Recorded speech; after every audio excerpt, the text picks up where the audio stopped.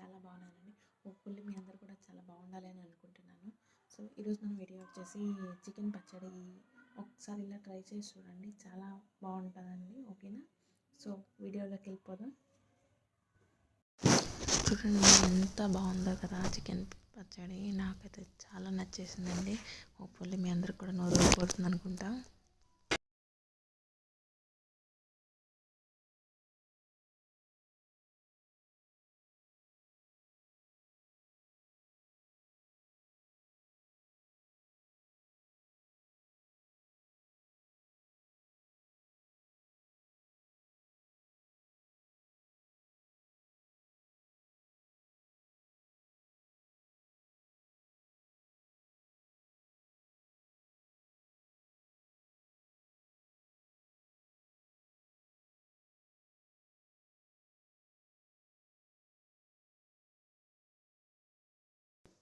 మనకి చికెన్ తీసుకోండి. దాంట్లో బోన్లెస్ సపరేట్ చేసుకోండి. ఓకేనా? సేమ్ క్వాంటిటీస్ అండి. బోన్స్కి బోన్లెస్కి చిన్న చిన్న పీసెస్గా కట్ చేసి వాష్ చేసుకోండి. కొంచెం సేపు డ్రై అవ్వనివ్వండి. ఎందుకంటే వాటర్ కంటెంట్ ఏమీ లేకుండా ఉంటే బాగుంటుంది. ఎండు కొబ్బరి తీసుకోండి. ఒక 10 grams.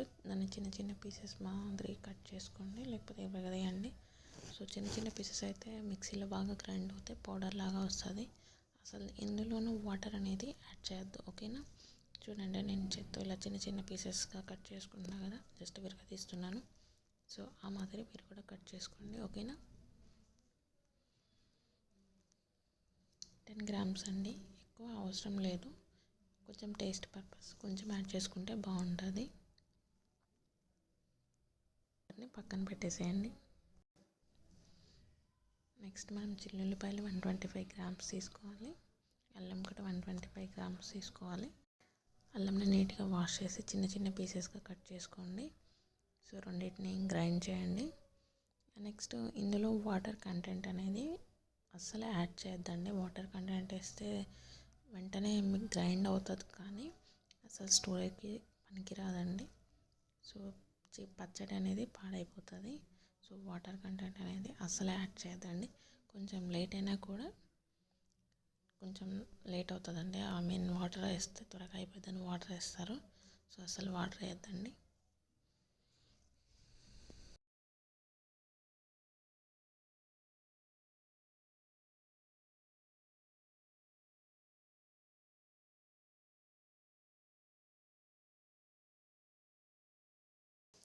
చికెన్ డ్రై అయ్యాక కుక్కర్లో వేయాలండి. కుక్కర్లో వేసి ఒక 2 minutes కుక్ చేసుకోవాలి. ఎందుకంటే దాంట్లో ఇంకేమైనా వాటర్ కంటెంట్ ఉంటే పోవడానికి కొద్దిగా సాల్ట్, కొంచెం పసుపు వేసి ఉడికించండి. దాంట్లో ఉన్న వాటర్ కంటెంట్ అంతా బయటకు వస్తుంది. ఓకేనా? ఈలోపు ప్యాన్ పెట్టుకొని, కళాయి పెట్టుకొని ఆయిల్ వేసి, ఆయిల్ బాగా హీట్ అవ్వాలండి. సో ఆయిల్ అనేది వేడయ్యాక ఈ కుక్కర్లో ఉన్న వాటర్ కంటెంట్ అంతా ఉంచేసి ఆ రిమైనింగ్ ఆ చికెన్ పీసెస్ అనేది దాంట్లో వేసి బాగా ఫ్రై చేయాలండి. అలా అని చెప్పి బాగా డీప్ ఫ్రై చేయొద్దు. అలా అని బాగా మెత్తగా తీసేయద్దండి. నార్మల్ మీకు తెలుస్తుంది, నేను చూపిస్తాను. కొద్దిగా రెడ్డిష్గా అయ్యేలాగా అయినప్పుడు తీసేసేయండి. ఓకేనా? ఒక 5 to 7 minutes పడుతుందండి. ఎక్కువ ఆయిల్ వేయద్దు. నెక్స్ట్ నాన్ వెజ్కి అయితే యూజ్ చేసుకోవచ్చు, కానీ ఎక్కువ ఆయిల్ అయితే వేస్ట్ అయిపోతుంది. ఓకేనా? కొంచెం కొద్దిగా ఆయిల్ పడుతుందండి, ఎక్కువ ఆయిల్ ఏం పట్టదు. మళ్ళీ నెక్స్ట్ ఆయిల్ ఎక్కువ వేస్తే ఆయిల్ వేస్ట్ అయిపోతుంది. సో మధ్యలో అలా కదిలిస్తూ ఉండండి, ఎందుకంటే ఒక సైడే ఇది అవుతుంది. చూడండి, నేను రెడ్గా అయిపోయిన తర్వాత అవన్నీ తీసేసి ఒక ప్లేట్లో వేసుకున్నాను.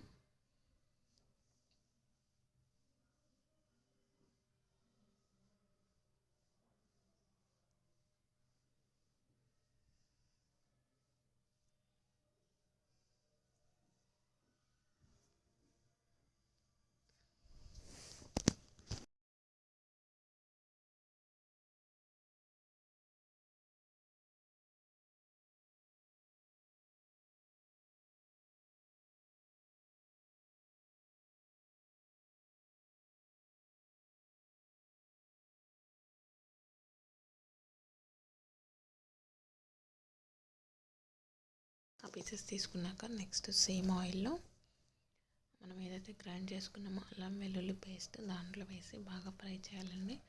ఆ పచ్చి వాసన అనేది మొత్తం పోవాలి. ఓకేనా? సో అలా తిప్పుతూ ఉండండి, కదిలిస్తూ ఉండాలి, లేకపోతే అడుగంటుతుంది, మారుతుంది, ఇలాంటివన్నీ వస్తాయి. మీరైతే కదిలిస్తూనే ఉండండి. ఎక్కువ ఆయిల్ అవసరం లేదండి. ఏదైనా కొంచెం ఎక్కువ అనిపిస్తే తర్వాత మీరు తీసేసుకోండి చికెన్ అంతా ఫ్రై అయిపోయాక.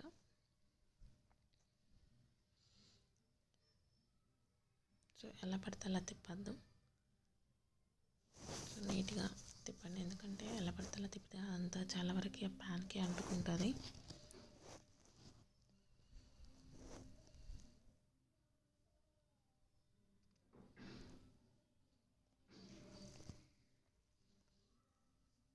ఒక 3 to 5 minutesలో కుక్ అయిపోతుందండి.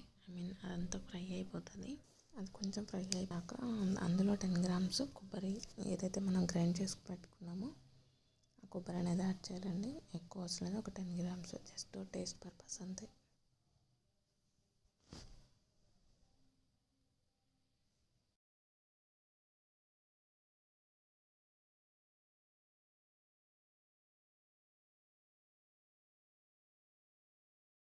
అదంతా ఫ్రై అయ్యాక 1 glass కారం వేసుకోవాలండి. సేమ్ గ్లాస్తో 1/2 glass సాల్ట్ వేసుకోవాలండి. నేను చూపిస్తున్నాను చూడండి గ్లాస్ క్వాంటిటీ. ఫుల్ గ్లాస్ కారం అండి, దానికి 1/2 glass salt.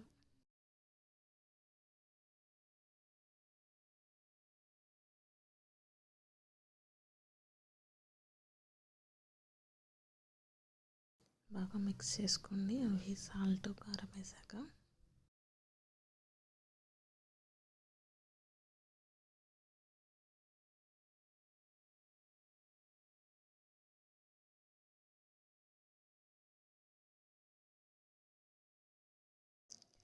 Grams garam masala powder add చేసి బాగా మిక్స్ చేయండి, ఇదంతా కలిసిపోయేలాగా.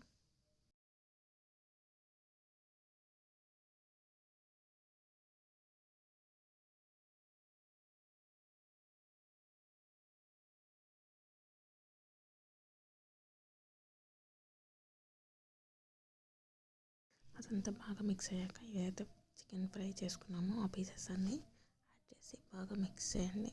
వెంటనే స్టవ్ ఆఫ్ చేయండి, ఎందుకంటే ఆల్రెడీ బాగా ఫ్రై అయిపోయాయి, సో మాడిపోతాయి. వెంటనే స్టవ్ ఆఫ్ చేసేసేయండి. స్టవ్ ఆఫ్ చేసి బాగా కలపండి. కొద్దిగా ప్లేట్లో ఆయిల్ అదంతా ఉంటుంది కదండి, అవన్నీ పర్లేదు మొత్తం వేసేసేయండి. ఓకేనా?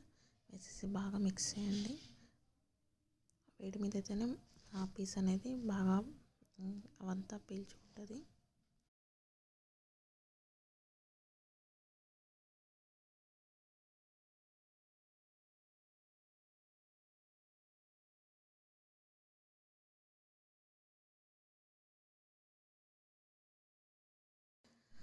పెద్ద నిమ్మకాయలు అయితే 3 తీసుకోండి, చిన్నవి అయితే 4 తీసుకోండి. ఓకే, సో ఆ రసం అంతా మొత్తం అంతా స్ప్రెడ్ అయ్యేలాగా కలపండి. ఇందాక నేనైతే పెద్దవి 3 తీసుకున్నానండి. ఒకవేళ మీ దగ్గర పెద్దవి లేకుంటే చిన్నవి 4 అయితే సరిపోతుందండి. సో అదంతా వేసాక మొత్తం బాగా మిక్స్ చేయండి.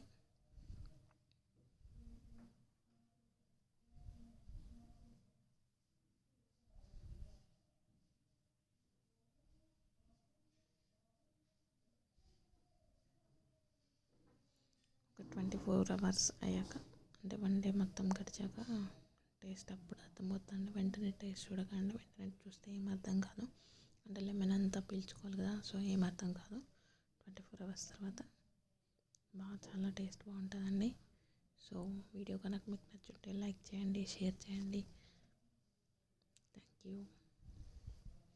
సబ్స్క్రైబ్ చేయడం మర్చిపోకండి. Thank you. Keep watching. Stay home, stay safe.